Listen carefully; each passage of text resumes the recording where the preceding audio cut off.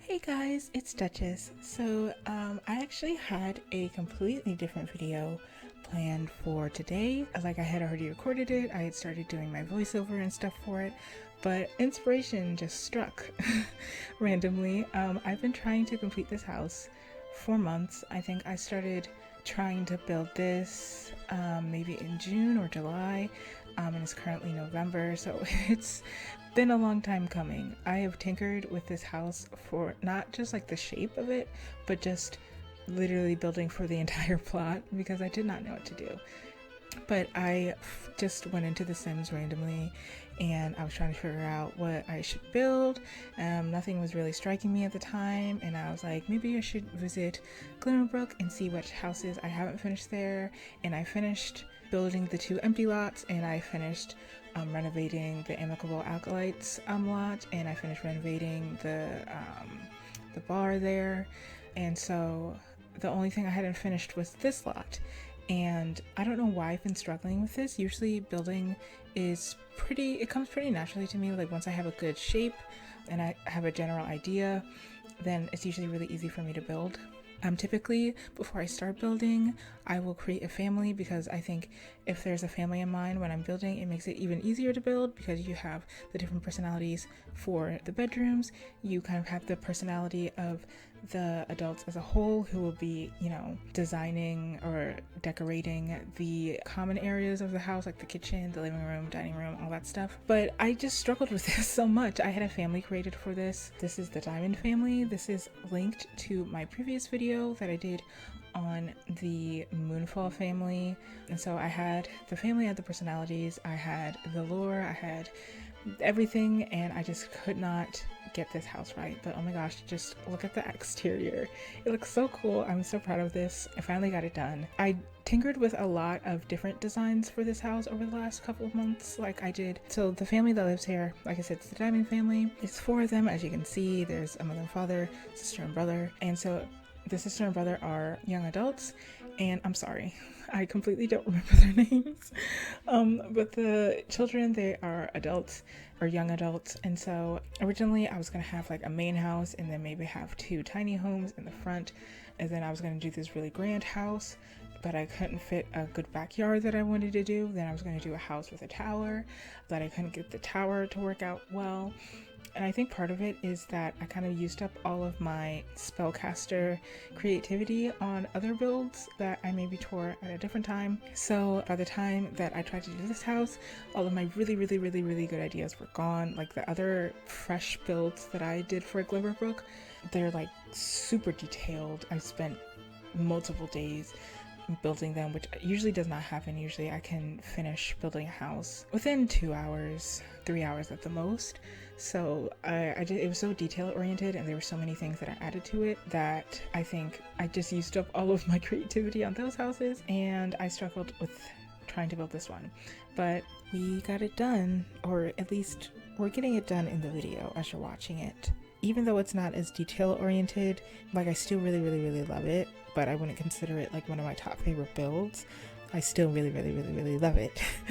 But I'm just glad that I was hit with the inspiration to do this and to jump back into my own lore, because I've been excited to play The Sims again since I've actually been able to play and it hasn't been crashing on me. That's enough talking, I guess, about what happened up until this point, because we are pretty much underway with this speed build. And as you can see, I have a really good outer design, and I already created the floor plan, and I'm already placing some things inside of the rooms just randomly. I haven't designed the rooms yet, but just putting in the rooms what I want to go in there. It's typically fairly easy for me to build with occult sims because I like to stick to those packs. So when I did the Moonfall family home, I mostly stuck to vampires, and so the bedrooms, I just like kind of put all of the vampire bedroom stuff in the room. So same thing here, I just put all of the Realm of Magic bedroom stuff into the bedrooms, and I was going to deal with those later. But anyway, we have here the Diamond family. I did something interesting with this family that I don't usually do. Actually started out with a girl named Ember Reinhardt. She is on a different lot. She's one of those lots that I spend a lot of time on, and it's really detailed. And I built her house, and I created that sim a long time ago. And then I decided that when I was started doing the Moonfall family, that I wanted Ember to somehow be related to the vampires, because vampires are evil. And so I kind of explained all of that in my other videos. If you want to know about my vampire lore, you can go watch that. But basically, typically when I'm creating a family for a build, it's just one family.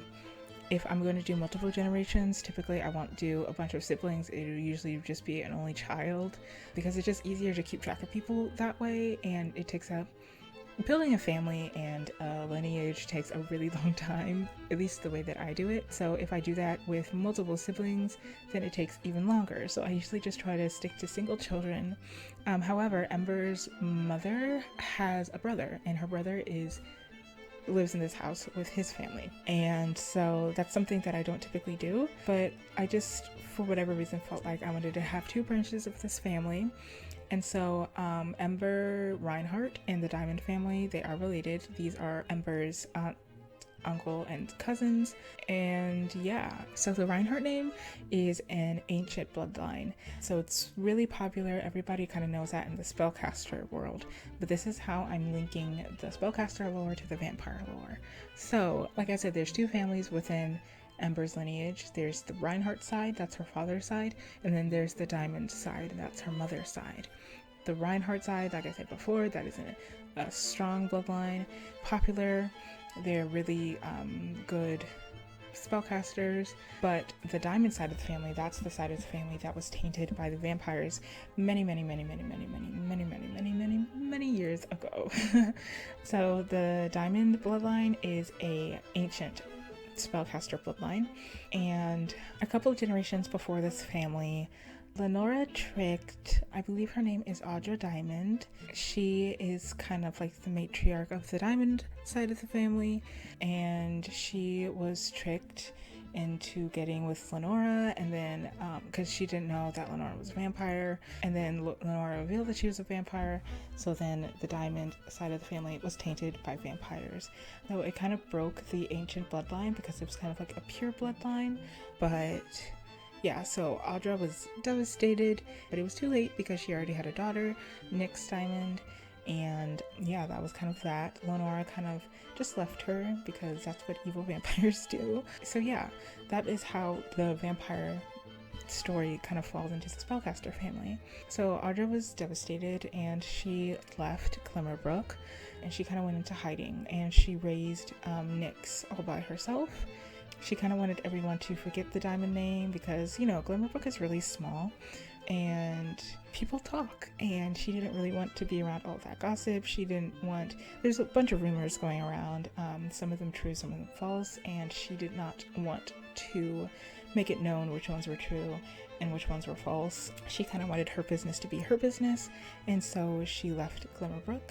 So she went into hiding, and she lived in Willow Creek. She had her daughter Nyx, and she raised her daughter in Willow Creek, and she originally did not tell Nyx that she was a spellcaster and that Nyx was a spellcaster. At first, she didn't know whether or not Nyx was going to be a spellcaster or not.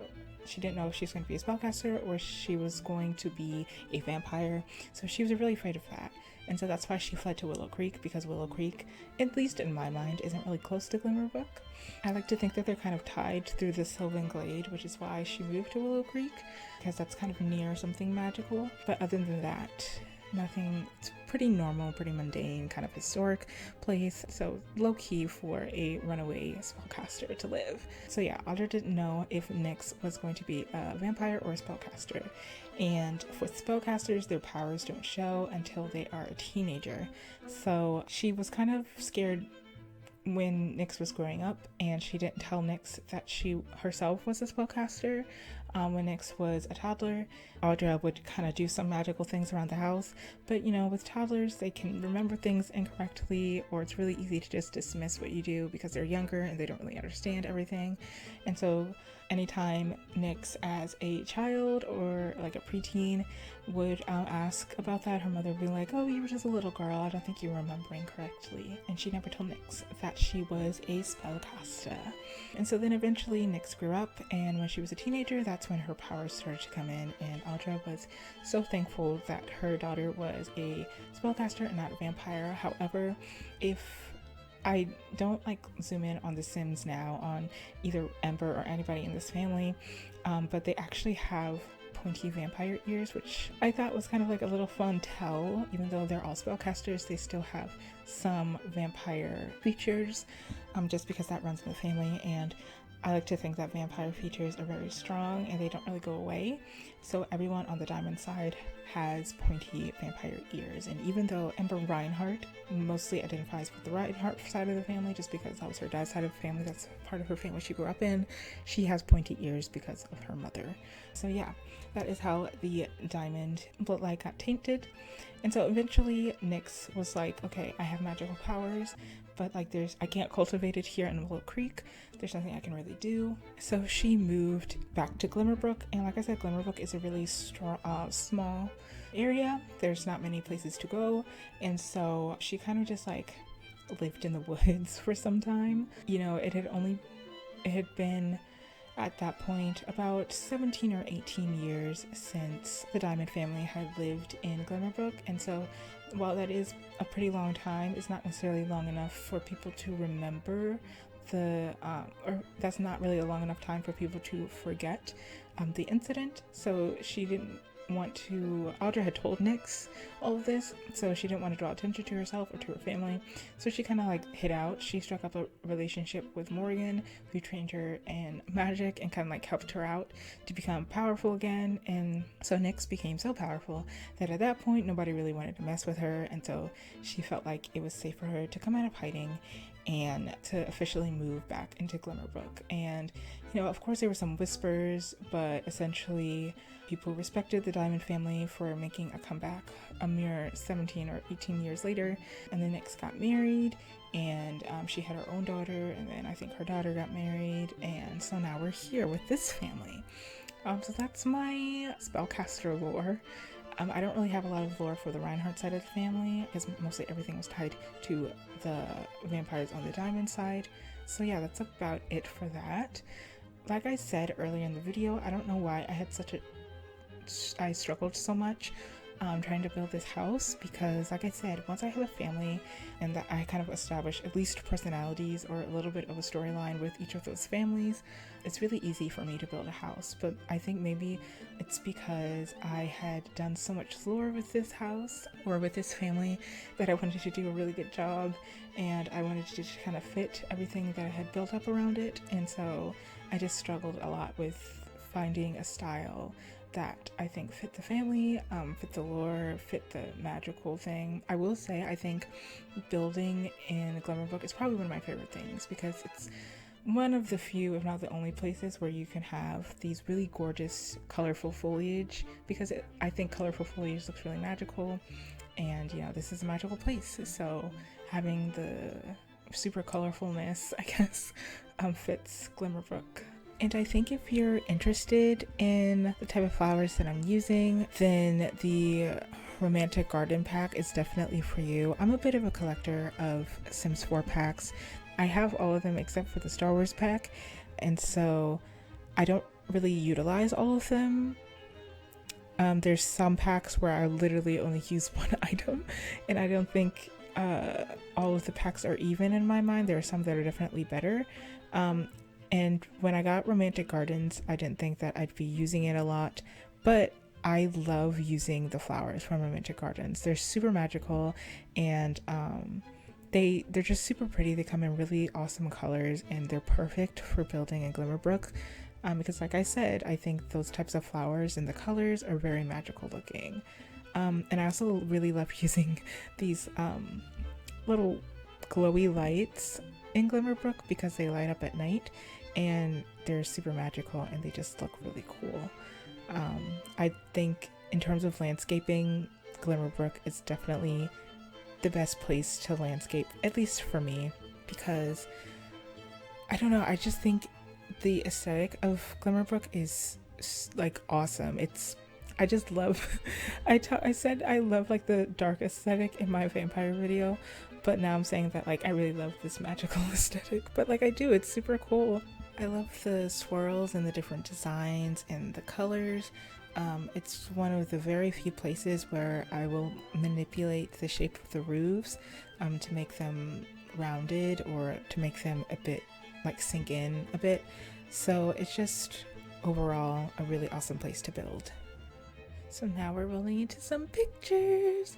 I'm super excited about how this turned out. The bedrooms are a bit copy-paste with not a lot of personality, but other than that, I really love this build, both on the inside and the outside. I love the landscaping and it looks super cool at night, which you'll see in a minute.